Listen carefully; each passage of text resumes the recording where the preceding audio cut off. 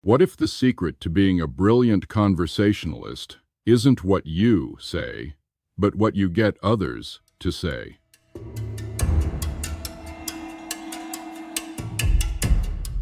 Let's face it, most conversations are mediocre. They're filled with awkward silences, forced small talk, and the constant anxiety of figuring out what to say next.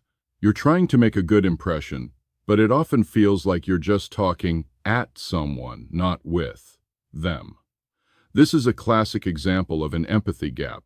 By the end of this video, you'll discover how to master the art of conversation, not by being the most interesting person in the room, but by making others feel like they are.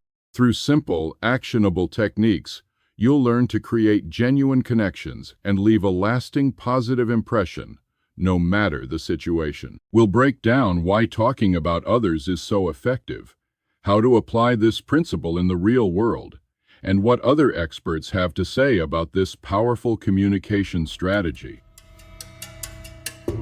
Dale Carnegie said it best: talk to people about themselves and they will listen for hours. Why? Because people are naturally most interested in their own experiences, thoughts, and feelings. It's not selfishness, it's simply human nature. This idea resonates with Chris Voss, the former FBI hostage negotiator and author of Never Split the Difference. Voss emphasizes the importance of active listening and labeling emotions to build rapport. By focusing on the other person's perspective, you create a sense of safety and trust, encouraging them to open up. Imagine you're in a job interview. You've prepared your resume, practiced your answers, and you are ready to talk about your accomplishments. Instead, try this. After answering a question, shift the focus back to the interviewer. Ask, "What are your biggest priorities for this role?" Or, "What are your biggest challenges right now?" Not only will you gain valuable insight into what the company is looking for, more importantly, you will demonstrate genuine interest in the interviewer's needs, making them feel valued and understood. It's not enough to just ask about others. You need to actively listen to their responses.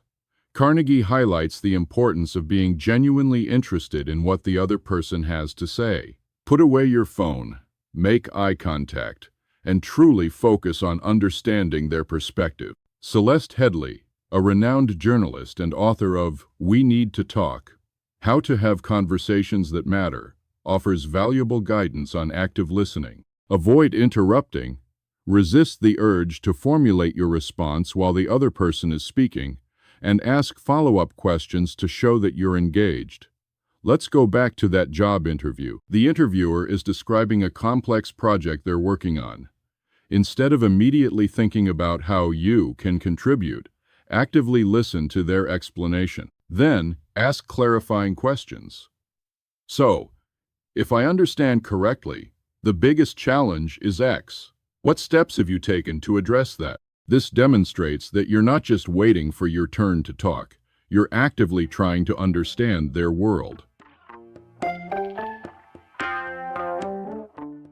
It might seem counterintuitive, but focusing on others is a cornerstone of charisma. When you make someone feel seen, heard, and understood, they will naturally be drawn to you. Olivia Fox Cabanes' The Charisma Myth offers a fascinating perspective on this.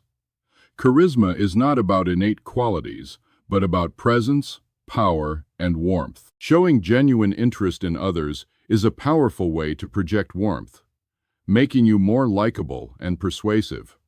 Imagine you're at a networking event. Instead of pitching yourself to everyone you meet, find someone who seems interesting and ask them about their work, their passions, or their biggest challenges. Really listen to the answer and follow up with thoughtful questions.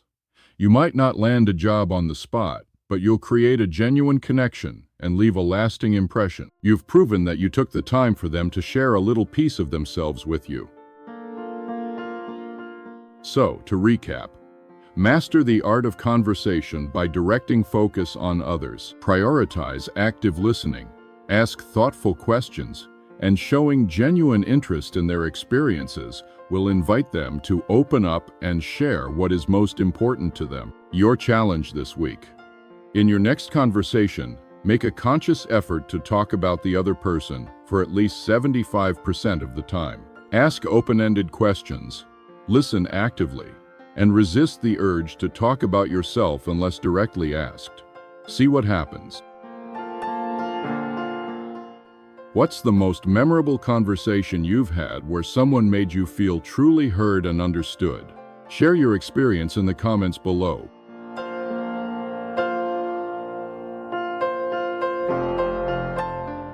We release new playbooks like this every single day, and we'd love to have you with us. If this kind of synthesized wisdom is valuable to you, do us a huge favor and hit the subscribe button and turn on notifications.